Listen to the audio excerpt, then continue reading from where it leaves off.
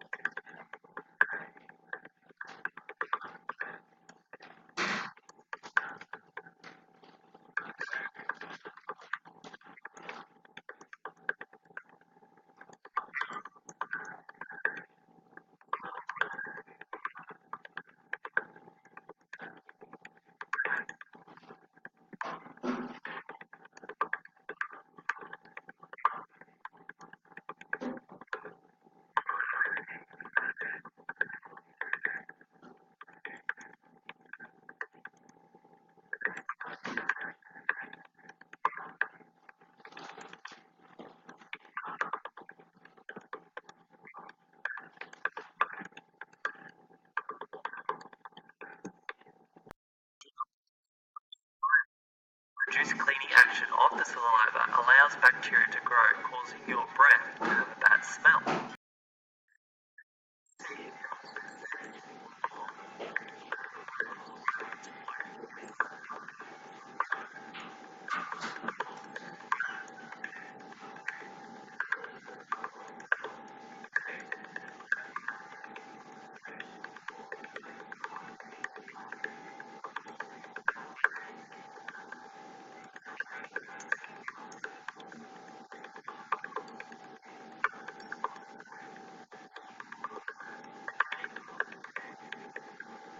Hopefully you found the video interesting and just kind of what happens when our body doesn't get enough of that solvent, that water. And it kind of helps us better understand some of the problems, which is what's happening inside our cells when we fail to survive. Well, our cells just may be losing too much water. The kidneys may be filtering out excess water, and we may be urinating excess water. And if we lose too much water through our kidneys filtering it into the urine, well, boom, then we're dehydrated. Let's keep on moving and let's look at the slide we left off on. I'm sure you're eager to get it done. So question number 3 we may have already done, but let's check it out. It says, will the cell lose or gain water in the C example? So, will the cell lose or gain water? Now remember, osmosis is the diffusion of water. Water moves from where it's high concentration to low. In other words, it will move towards an area with a higher solute concentration. So these particles represent the solutes. Is the solute concentration higher on the inside or the outside? Well, let's count. There's one solute on the outside, and there's 1, 2, 3, 4, 5, 6 on the inside. It says water, due to osmosis, will move towards the area with a higher solute concentration. So water will move from the outside of the cell towards the solutes on the internal part of the cell. If water moves from out of the cell into it, so a lot of water is flowing into the cell, that cell actually will change shape. It'll swell up like a balloon, just like a water balloon. Number 4, it says in C, so this same example, it says, what do you think hypotonic means? Hypotonic. Let's think about this. Well, before we can answer hypo, because it calls this a hypotonic solution. That means it's saying that the water solution is hypotonic. Now you can do one of two things. You can look the word hypotonic up and figure it out, or you can compare it to hypertonic. So the solution, and it's all about the outside of the cell, so the fluid surrounding the cell. In a hypotonic, it has one solute. In a hypertonic, it has probably 20 or more solutes. So a hypotonic solution, do you think it has more or less solutes compared to the hypertonic solution? So hypotonic would refer to the amount of solutes dissolved. So hypotonic has the one, hypertonic has numerous.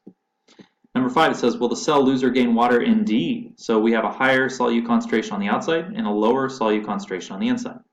So there's water in the cell, even though the picture doesn't show it, or the model doesn't show it. We do know that water moves towards an area with a higher solute concentration. So this cell's water, the water internal into the cell, would flow out to the higher solute concentration on the outside. Thus, osmosis occurs and the cell will shrink as it loses water to the outside environment. It'll actually shrivel up and get smaller. That's cell dehydration. Alright, it says in D, what do you think hypertonic means? So again, the hypertonic refers to the outside solution, and you can see hypertonic means it has a lot of solutes in it. Alright, this is our final slide. This is slide 32, and on a separate sheet of paper in your notebook, what we need to do is create this data, this organized data table right here. So it needs to be initial numbers of and final. So we're going to compare how it starts out and how it ends up. So in your notebook, you need to write initial numbers, left of cell category, inside of cell category, and right of cell, just like you have left of cell, inside cell, and right of it. And then you need a final number. So how does it end up? How much do we have on the left side, inside, and to the right? All right. So in your notebook, you need to have the categories just like you see here. Now to explain the clear or white particles, that's the water molecules. It's the solvent. So the water molecules are the white particles in the simulation here, and the green are salt. It's sodium chloride. Let's check out the real simulation and count them. Let's figure out how much is on the left. So count on the left and figure out how many water molecules are on the left side of the cell. 1, 2, 3, 4, 5, 6, 7, 8, 9, 10, 11, 12, 13, 14, 15, 16, 17, 18. Is it exactly 18? No, but it's pretty close. Estimate. So I'll help you out with the left side. So it's about 18 water molecules on the left side of the cell. So you go back and you put 18 H2O, comma, let's figure out for salt, for sodium chloride. 1, 2, 3, 4, 5, 6, 7, 8, 9, 10, 11, 12, 13, 14, 15, 16. It's about 16 sodium chlorides, or NaCl, 16 estimated, right? So you would write, so you wrote the number here of the H2O, comma, 16 NaCl. And then you're done for the left side. Now you need to do it for the center side, so you got to count them up. How many water molecules are on the end side, and how many sodium. Sodium is rather easy, but count the water ones. Just estimate. Count them quickly, and count as many as you think there are, and call it a day. And then put it in the center, right here, on the inside of the cell, for initial. And then go right on back to the simulation and count these right here.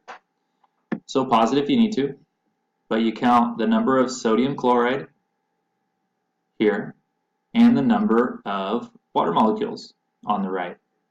Once you get those total estimates, again, go fast. Don't waste your day counting super crazy. Just count them as quick as you can. Once you have a number or concentration of water and sodium chlorides on the left side, and you have a concentration of water and sodium chloride in the inside, and you have a concentration of water and sodium chloride on the right side. Once you have all those concentrations, you're good to go.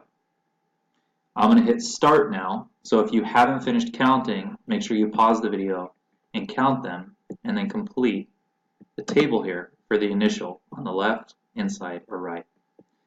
Once I hit play, once I stop it, then we will have a final number here, okay? So I'm going to hit play.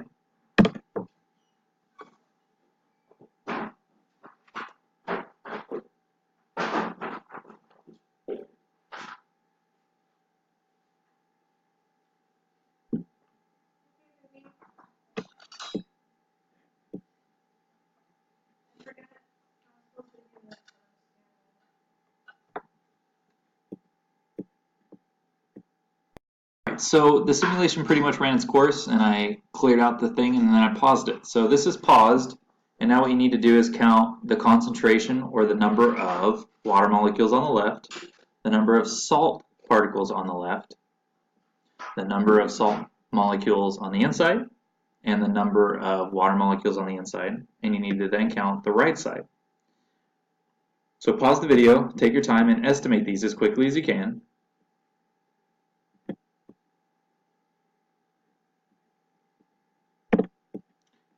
Then it said, did osmosis occur?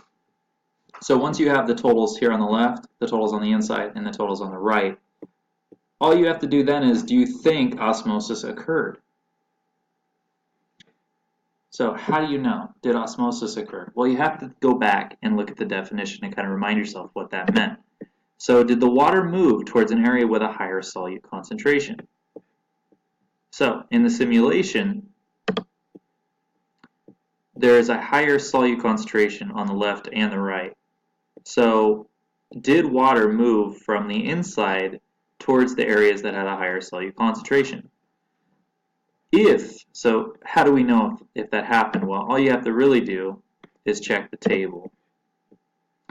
If there's fewer water molecules on the inside of the cell in the end, then osmosis did occur. So if the starting number of water molecules inside has gone down, it means the water molecules which were at higher concentration on the inside have left and moved towards the higher concentration of solutes. That's osmosis. Again, water moves towards an area with the highest solute concentration. So if water molecules in the cell moved outward where there's a higher solute concentration, then yes, osmosis did occur. But you have to give reasons. So the only evidence you have that it occurred is if the amount of water on the inside went down in the final. So if you have a lower number in the final than here, then yeah, water left the cell and it moved to an area of higher solute concentration. Also, I'd like you to answer this question right here. It said, what happened to the amount of water inside the cell? So really, just compare the inside of the cell at the beginning and the inside, how much the concentration of water was at the end. Did it lose water or gain it? And then just choose one of these options here. All right, good luck. I hope you understand osmosis, diffusion, solutes, solvent, and concentration. I hope they all make sense, and I hope we were able to kind of look at it in a way that you appreciated, and we see kind of the importance of it. Well, we'll continue to do activities, and I hope you have a great day. Take care.